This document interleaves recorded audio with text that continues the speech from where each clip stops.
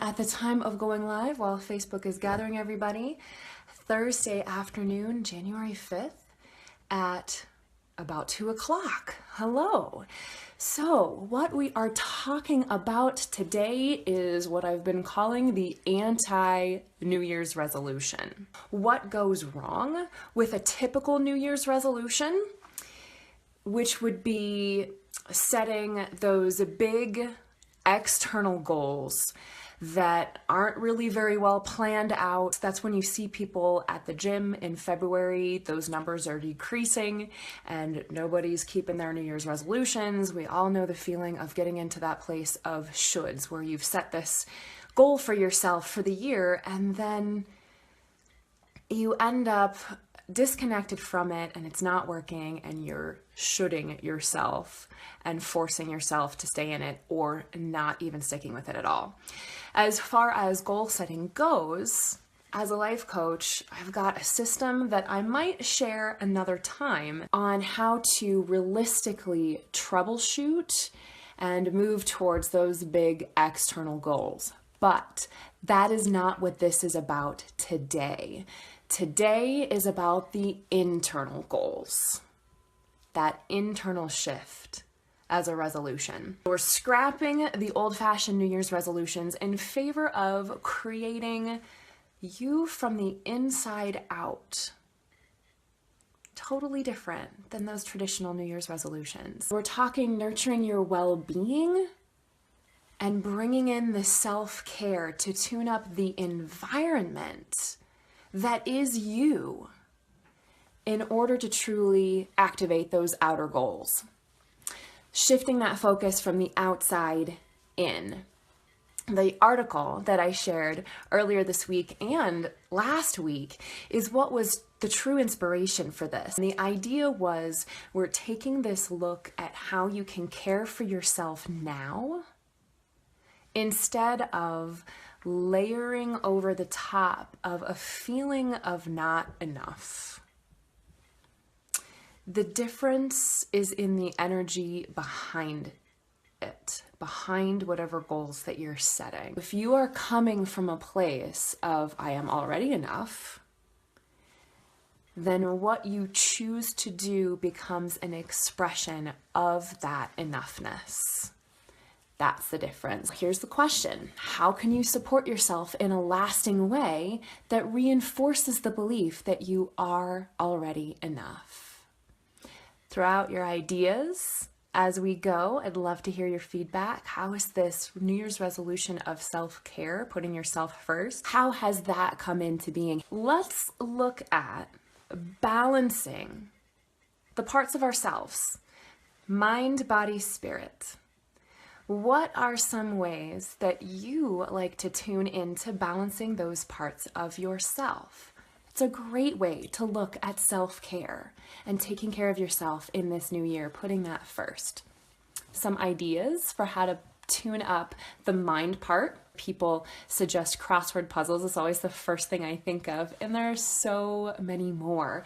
Writing, journaling, reading a book, practicing mindful awareness, which we've had, I believe, a live talk about in the past.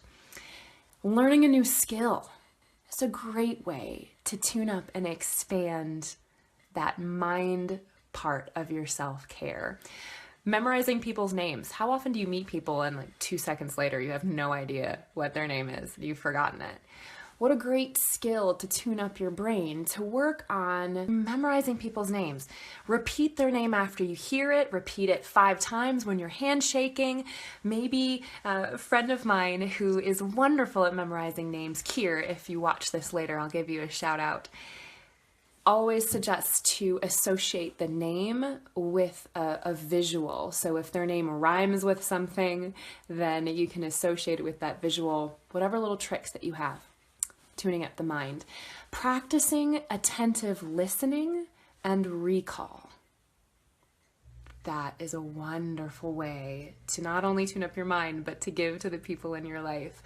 Attentive listening and recall. Can you repeat back what you're hearing people saying? Great way to tune up your memorization. Let's talk about the body as well, which we can so often neglect because it takes care of us so well. It'll keep us going and maintaining even when we don't tune it up. Tuning up the body, of course, looks like the obvious. Exercise, eating healthy, don't forget sleep.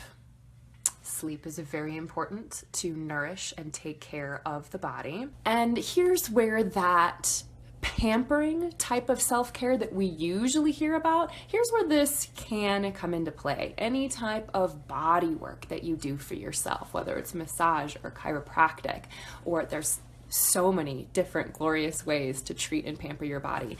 This is also where anything that you do to give your image a little love, if that makes you feel good, a new haircut, taking care of your nails, anything that spruces you up and makes you feel like, oh, hey, I feel fresh and I'm looking good, that also can count in that category of pampering and body self-care. Spirit. How many of you know ways to tune that up, to tune up and give that self-care at the level of the soul? Isn't that what we tend to forego most of all? Sometimes that could be because it's simpler than we realize. Something as simple as saying thank you a little more often, helping someone out, where you're giving of yourself to help someone out. That's a wonderful way to care and nurture yourself at the level of the spirit or the soul. Going on an adventure, anything that you do that is playful, that brings about laughter. Rest. Rest, rest, rest is a huge way to nourish and care and rejuvenate yourself at the soul level. Meditating. I know it's going to keep coming up. I keep bringing it up because there's always an opportunity to fit it in when it's good and healthy for us. Definitely would fit into the category of nourishing the spirit. Of course, it has other benefits as well. And there is some overlap. So I had mentioned in taking care of the mind that learning a new skill is important. That can also fall on the soul level. Anything that you're learning that's new, that's stretching you, that's giving you an opportunity to grow and expand who you are, well, it fits in that category as well. So there can be some overlap, and ideally, there should be. All the mind, body, and spirit, they flow and all function together when they're in balance. So there is plenty of overlap. Slowing down, being creative fits in this category. What else can you think of?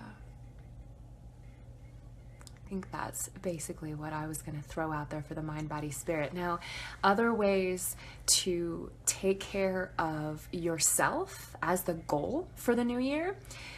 There was an article shared with me gratefully that was totally eye-opening. I don't know if you saw that. It was posted on my page about the idea of taking one focused day a month where you don't do anything else, where you turn off the connectivity, you let people know in advance, hey, I'm dropping off the radar, so don't expect to hear from me on this one day. And you focus on one activity that fuels you. Now, this could be a wide range of things of what that activity is. It could be completing a project. It could be reading an entire book. It could be, again, learning a new skill. It could be going on an adventure. It could be, I think what was listed was seeing how far your body could walk in one day. Number of different things, but the idea was to give us the rest and rejuvenation, that true deep level of self-care and rejuvenating for one full day. The article was saying that that had a lasting benefit that would take us even up to 3 weeks, which is why they were recommending doing it once a month.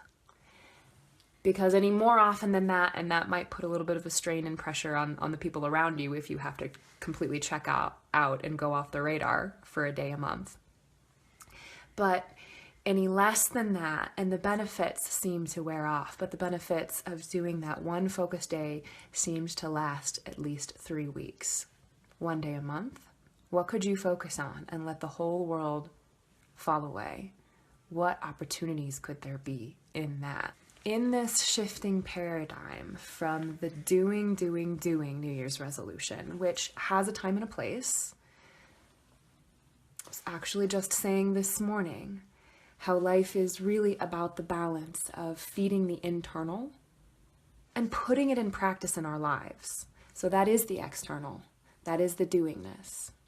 But this particular conversation is about that internal. In this idea of the anti-New Year's resolution, we're looking at the difference between being versus doing.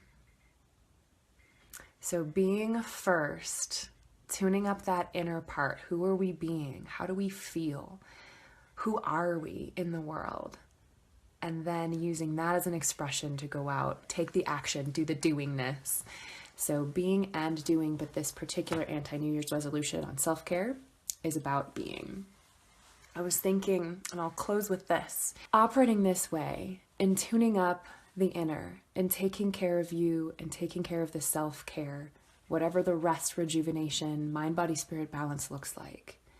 This is a huge way to decrease that emptiness that a lot of us can feel around the holidays and this time of year.